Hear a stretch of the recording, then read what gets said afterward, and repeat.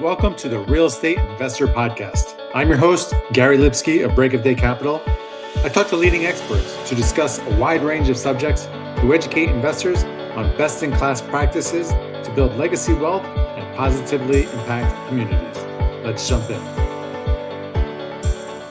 Hey everyone, welcome to another episode of the Real Estate Investor Podcast. I'm your host, Gary Lipsky. Hey everyone, we have launched the BODC Multifamily Impact Fund. Invest with a trusted operator with a track record of success. Our fund offers diversification, risk mitigation, tax benefits, and stringent acquisition criteria. If you'd like to learn more, head over to our website at breakofdaycapital.com. Hi listeners, I have some exciting news for you. I'm hosting the virtual Invest Smart Summit on June 6th. We'll cover how to more effectively evaluate sponsors, markets, and deals. We'll have one of the nation's top tax advisors, Tom Wheelwright, speak. And wealth isn't only about money. We'll also have Sahil Bloom, the New York Times bestselling author of The 5 Types of Wealth, and the acclaimed thought leader and life strategist, Tim Storey, join us.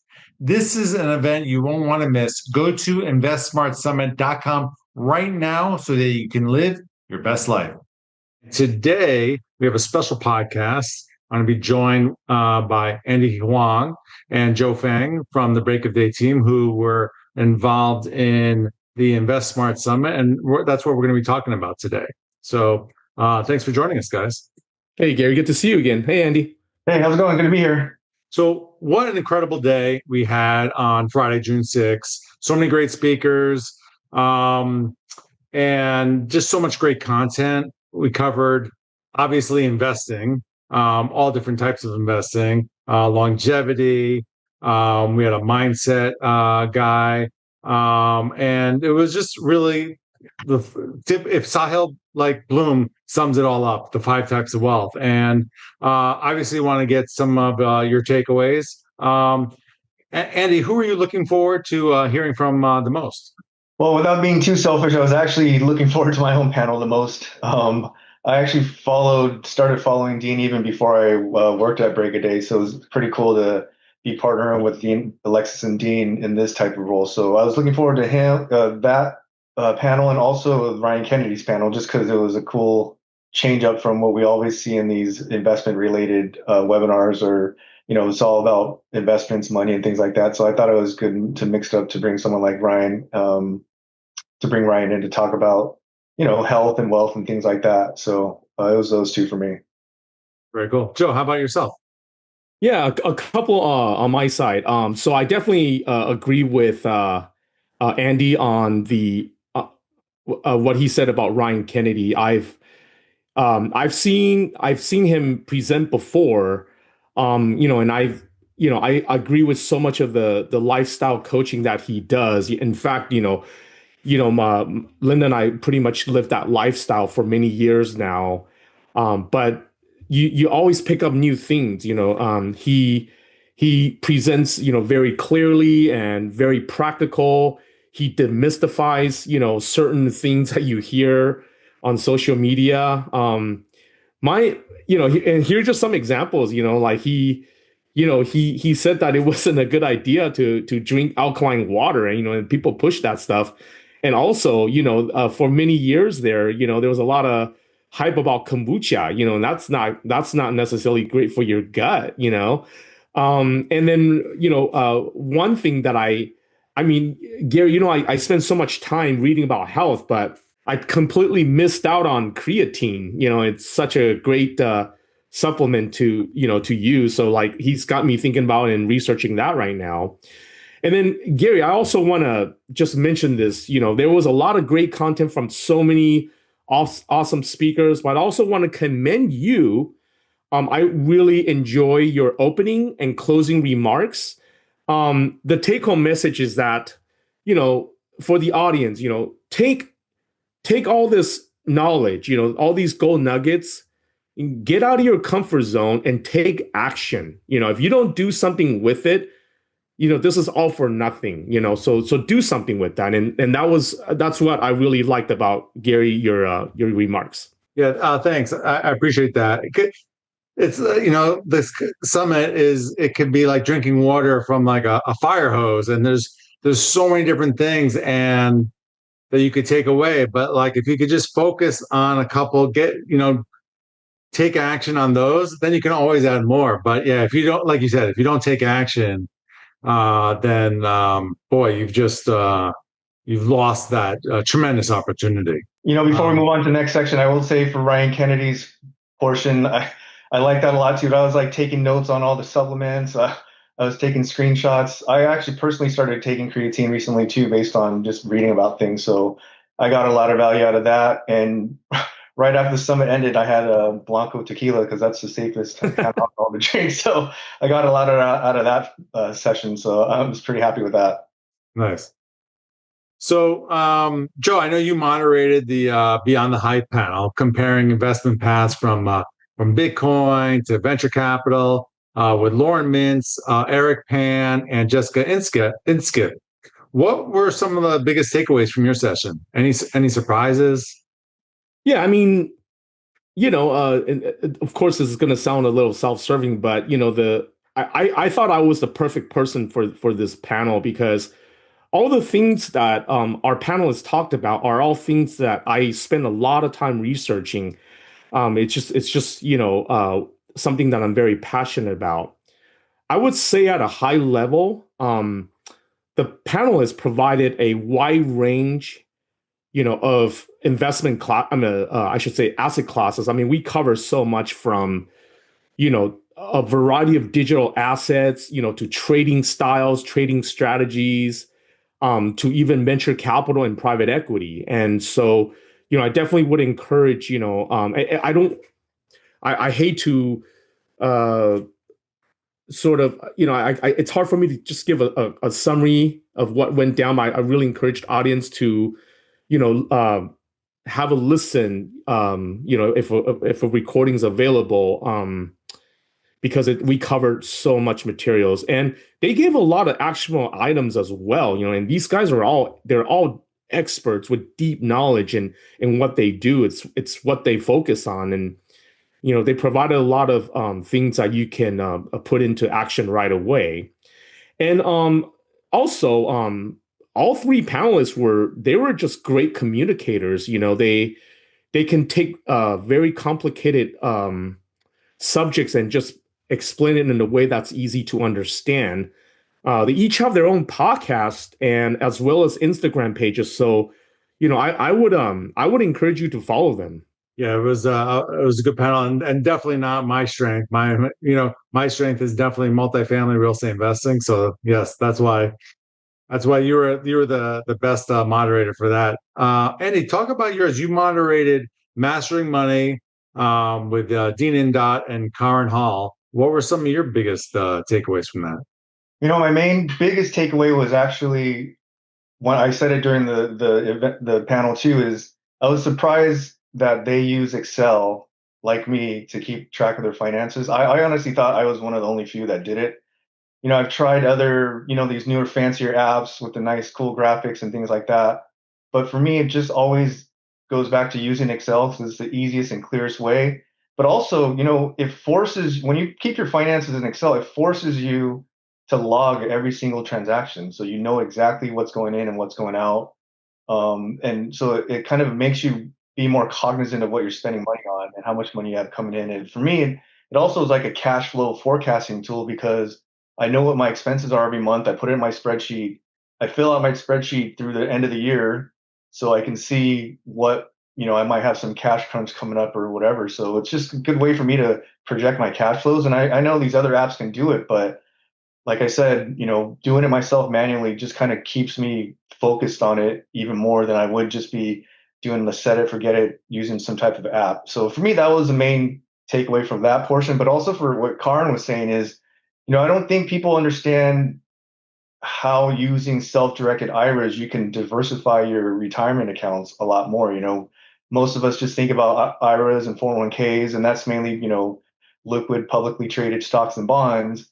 But if people were to realize that directed IRAs are an option too, you can actually diversify into things, not just real estate, but other less liquid investments that have higher returns. And longer term vehicles like 401ks and IRAs are perfect for those type of illiquid investments because you're not touching the money for several years anyways. So I think that hopefully gave the listeners, some food for thought in terms of considering other types of assets to put in their retirement funds. So for me, high level manual using Excel and just letting people know of other options to use when they're, saving for retirement. Nice. And Joe, you moderate our third panel, Inside the Mind of a Passive Investor, with Alexei Chernobelsky, Jim Pfeiffer, and Jeremy Roll. What were some of your takeaways? And as someone who has invested in, I don't know, 60 plus deals, did you learn anything? Yeah, this was a fun panel for me. It's like when you invest in a lot of deals, you're gonna accumulate some war stories, some really good stuff and some really bad stuff. And I'm sure the panelists, experienced the same. Jeremy Rowe's an old friend, and I've met and spoken to Jim in person before, and it was a pleasure meeting Alexi as well. They each do kind of something similar, but also different. But I have to say though that having multiple years of experience, like investing in syndications and funds and whatnot, there's two or three really sort of the underlying kind of common denominator, if you will, that seems to be true. It's that is generally true. Those things are like operator expertise and integrity, right?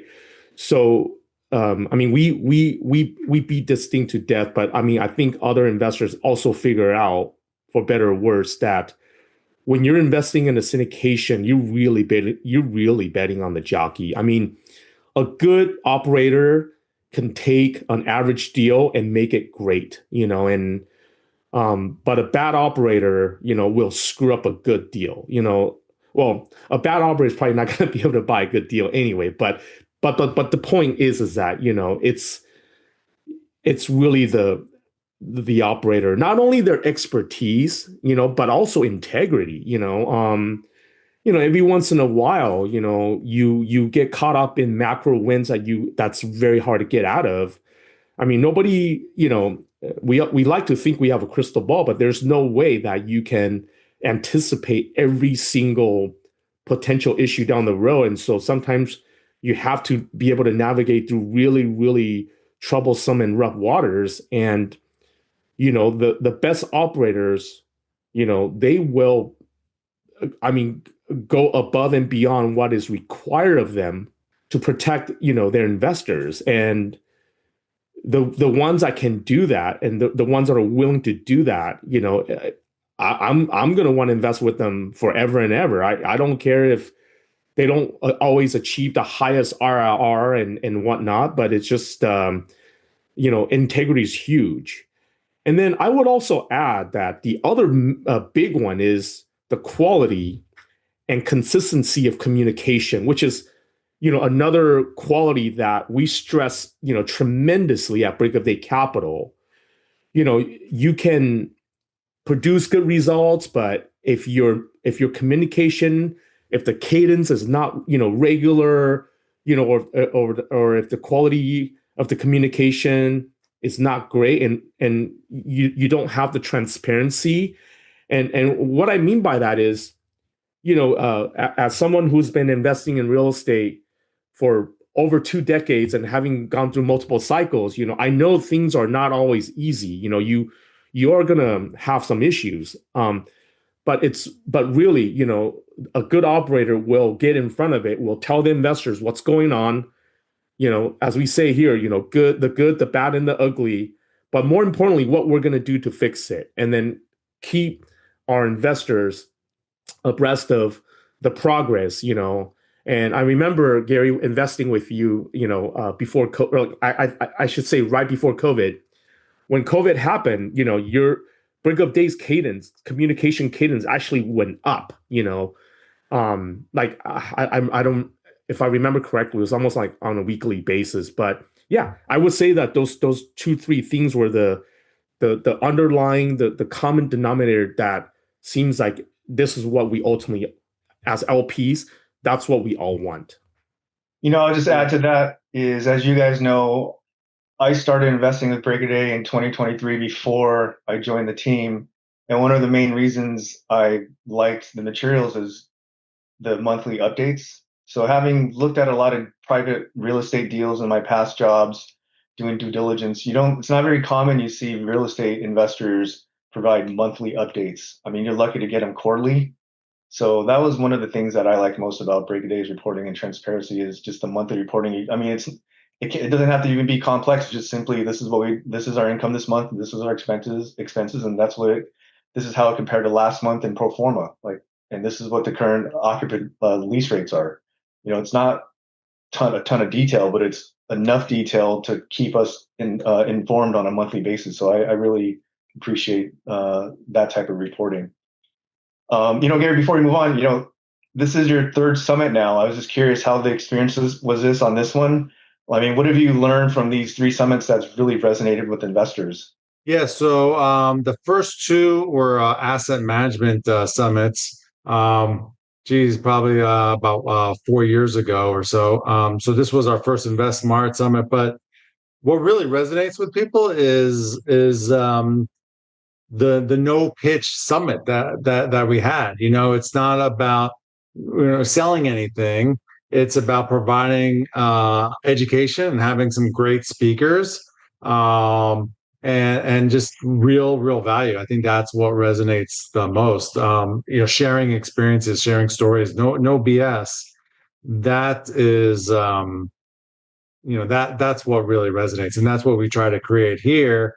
To kind of really focus on curating the best, speakers, moderators, panelists with a wide range of different topics. That's something that I'd want to listen to, and participate in. And so, if it resonated with me, then I felt like it would resonate with others, and it seemed to be a big hit. We had a tremendous amount of signups, a tremendous amount of engagement during our event, and feedback from it. So that was really exciting because it's stressful. You want to put together the best possible summit, and it's a ton of work, and you're not you don't do it to make money off the event.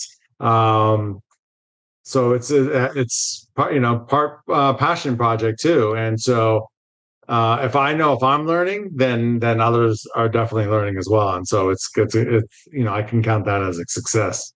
One quick question would be for both of you guys is we had a really good lineup this year. Any dream panelists for the next summit? Anyone that you'd want to get that we couldn't get this time?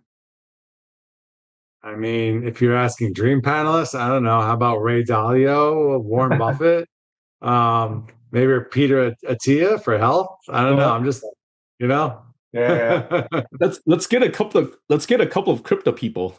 I was gonna say I was gonna guess Joe's. You're gonna be Raoul Powell. Oh my God, if we can get Raoul Powell, that'd be so cool. Mine would have been in the same universe as him. Are you familiar with Jared Dillian? Yeah. Oh yeah. I watch his show, the Daily Dirt Nap or something. Yeah. Losing. That's a good one. He's really entertaining, so that would be on my list. Did you know that he also dabbles as a DJ and he's opening for Tiesto? Oh, I didn't know that. Yeah, that's pretty cool. I did see the DJ stuff, but I didn't realize it was. Wow, he's that big time, huh? That's hilarious. That he's a DJ opening up for the guy you mentioned. That's pretty cool. Hey, the CEO of Goldman Sachs is a DJ too. Wow. So, Joe, having been at the watching all the sessions, was there a speaker that really stood out for you besides Ryan Kennedy, or any really big takeaways from the event? Yeah, it was definitely a really great summit of a day. I mean, there were all the speakers brought their A game, and there was so much alpha. I'll just throw out a couple, and it's not to take away from other speakers, but I thought having Kathy Fettke speak first with her presentation on the entire real estate market, and she covered the macroeconomy really well. And I just thought that that really kind of set the tone and the backdrop of all the things that we were going to cover, for the rest of the day. So I thought it was a great setup, and she's a great presenter too, and definitely easy to understand. And our keynote speaker, I mean, Sahil was great. I've been following him on X for a couple of years now. Always getting little nuggets of wisdom from him. I didn't really know that much about him though, but just know that the guy has a big following.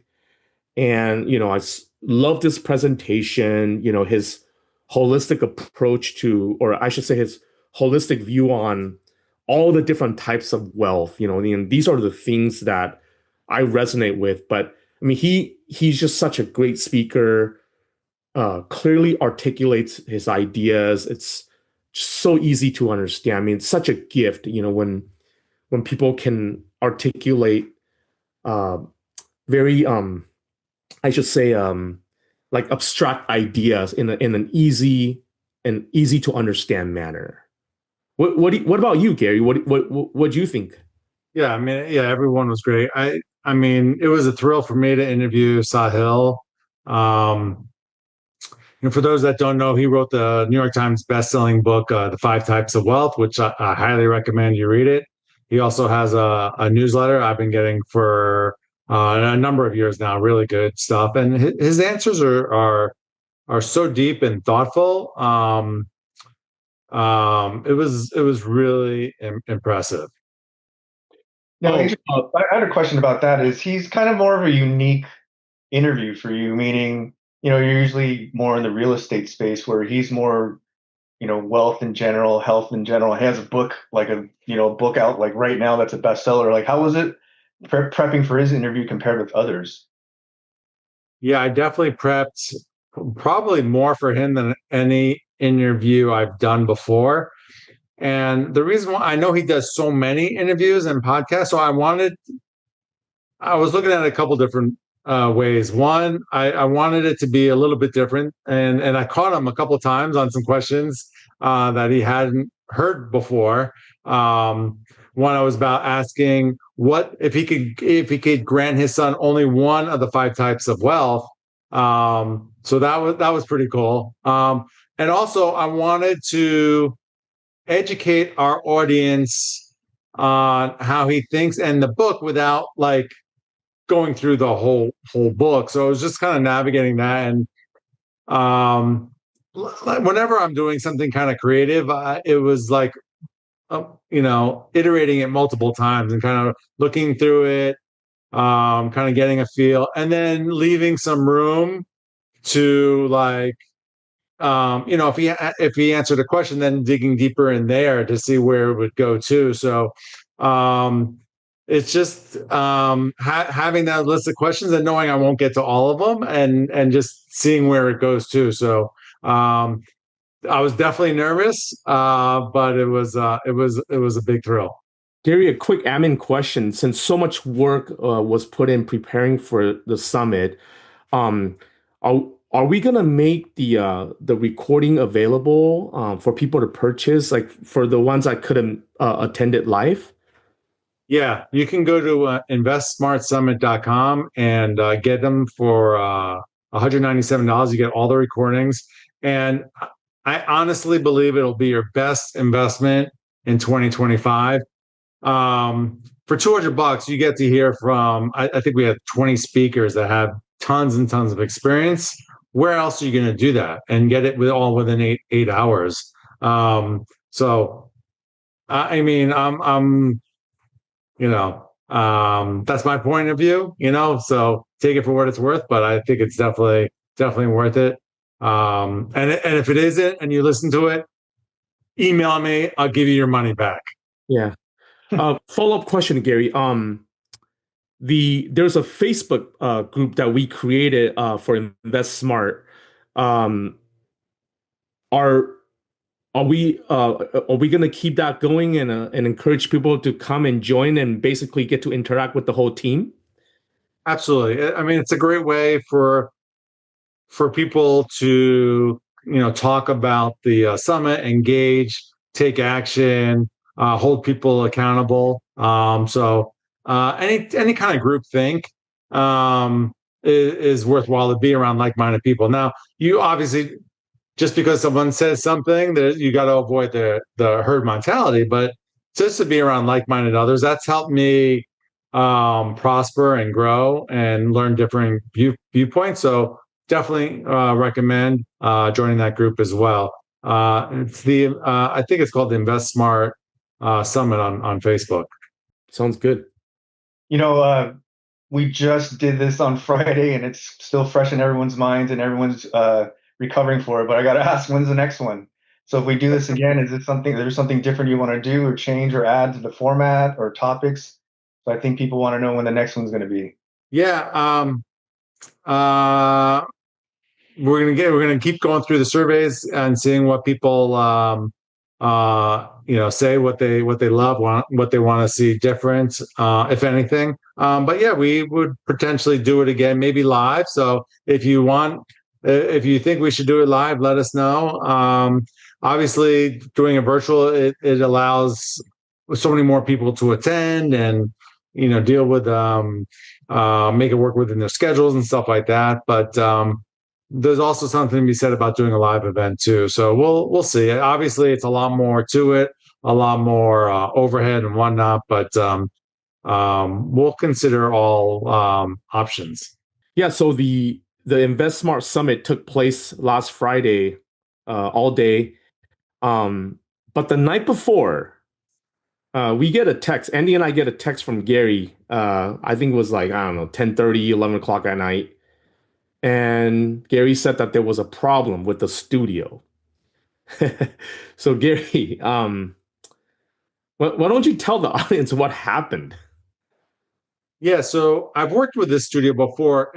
Ironically, it was exactly 1 year ago I went there because I got like a Facebook reminder because we shot a bunch of videos there, and everything went well. So this is their sister studio that we plan to do it on because I really envisioned a very interactive environment. We'd have a giant screen TV behind me. I'd be standing up and introducing the next guest. We'd have a really cool artwork behind me of the next speaker or the panel each time. So there was a lot of different things that I really envisioned over time. And when we went, we had a pre-record Sahil's video 2 weeks beforehand because he couldn't make June 6th. And we get there 45 minutes before our session, and there's no one there. And so we reach out to the owner of the studio, and he's like, "I thought it was like 3 days later." And we're like, "We have the email, you confirmed it." So he gets an engineer there, and nothing seemed to be working right. And we had Sahil's video, we were supposed to record at 10. We didn't even start till like 11. So we were an hour late. We finally get him on. And then 5 minutes into it, the sound didn't work. So, obviously, this is very stressful. We wanted to test a lot of different things out, and we didn't have time because they had someone else coming in. So we booked another session to come in. We practiced for 2 hours and felt like much more confident, much more comfortable because we couldn't have the same thing happen again as what happened with Sahil's video. It's just too much. We plan too much. We have all these people attending. We have a very tight window.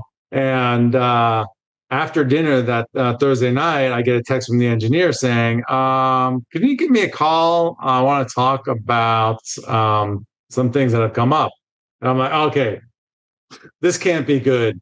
So I reached out to him, and he said they changed all the equipment in the studio, and he just hasn't played with it that much. And so he's like, "Can you reschedule it?" I'm like, "Hey, bud, everything's set for tomorrow morning. I'm supposed to be there in 12 hours." So we kind of brainstormed our team and then called them back, and spoke to him again, and he just couldn't convey confidence. And I called the owner. The owner is in Europe, so he didn't even get back to me till 9:40 at night. So that night we're running through different scenarios, different backgrounds to do it out of my home office. Just making sure anything that we thought for the studio that we can do here at my home office, and obviously you guys would be signing in instead of being in the studio as well. You'll be signing in from your homes and just running through scenarios so past 10 p.m. Getting comfortable with it. So, but at the end of the day, yeah, we passed on the studio after all that preparation because it would just be too much of a wild card, and it just wasn't worth it. And we had great content, we had great speakers, so let's just focus on that. And maybe next time we do it at a studio, but it went off without a hitch, and I'm super excited we ended up doing it the way we did, because it just not being in an environment when you're just not sure how things are going to work, and if the engineer wasn't confident, then that's too much stress for a day when you're trying to put on an amazing event. Yeah, I didn't mind it. We didn't have to sit in that 405 traffic, and we got to do the summit, all day summit, in our bare feet. So that's fine. So curious, any final thoughts on the summit, Andy?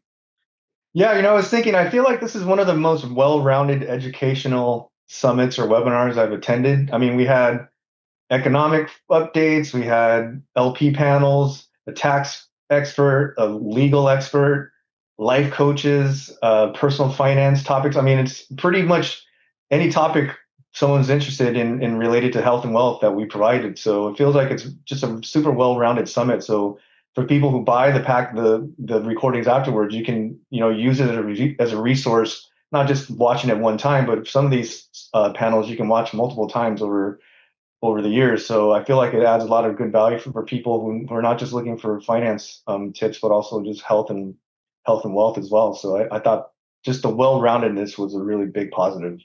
Yeah, I wanted How about to. you, Joe? Yeah, I wanted to piggyback off of what Andy said.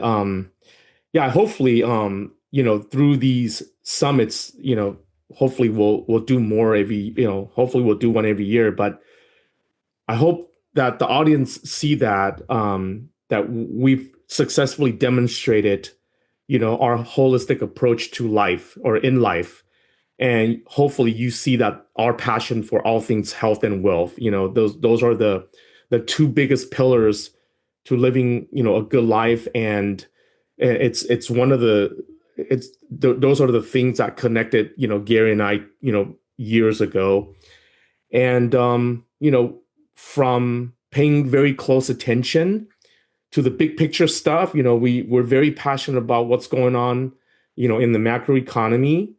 But also, niche down and focus on multifamily investing through quality asset management and operational efficiencies. But what's this really about, right? So, as we take our investors with us on this journey to financial freedom, we're going to constantly remind our community, our audience, the importance of taking care of yourself, your body and mind, and hopefully have some fun while we're doing this as well. Like what Gary always says, live your best life. One last thought was, remember during Sahil's panel, I think it was the one where you were asking the questions on which of the five wealths or people. I think mental health was the number one answered one. So I thought that was really, really telling. So people really value their mental health these days. Yep, absolutely. And Tim Story was a great speaker on mindset and on that. So, guys, appreciate you sharing your takeaways from the event. It was couldn't say it better than you guys. So appreciate it, and hopefully, if you didn't attend, you'll attend next year, and we'll see you next week on another informative episode on the Real Estate Investor Podcast. To all of our listeners, thanks for joining us. And if you like this episode, please head over to iTunes or Stitcher and like, subscribe, and leave a review, as it will help us reach more people. And if you'd like to learn more about what we do at Break of Day Capital, head over to our website at breakofdaycapital.com and sign up for our newsletter and fill out our investor application. We'll talk to you next week.